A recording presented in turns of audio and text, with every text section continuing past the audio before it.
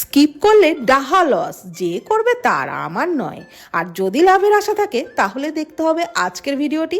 তো প্রথমেই ডোটা মেখে নেব। তার জন্য একটা বোলের মধ্যে হাফ কাপ ময়দা, হাফ কাপ আটা, পরিমাণ মতো লবণ, 2 টেবিল চামচ সাদা তেল দিয়ে ভালো করে মিশিয়ে অল্প অল্প জল দিয়ে একটু শক্ত করে ডোটা মেখে 10 মিনিটের জন্য ঢেকে রাখতে হবে।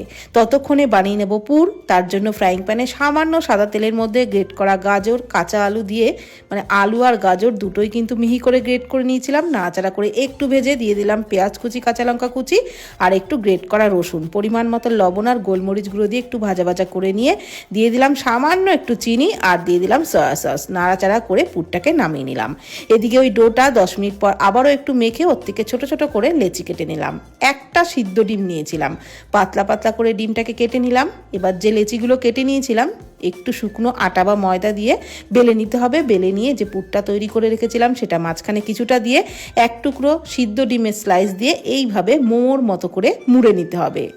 তারপর একইভাবে সব কটাকে বানিয়ে নিয়ে কড়াইয়ে অল্প জলের উপরে একটা ছিদ্রযুক্ত থালা বসিয়ে তার উপরে একটু তেল ব্রাশ করে নিয়ে ওগুলোকে পর পর সাজিয়ে ঢাকনা চাপা দিয়ে 10 মিনিট মতন ভাপিয়ে নিলেই তৈরি হয়ে যাবে দুর্দান্ত টেস্টি সন্ধ্যের টিফিন।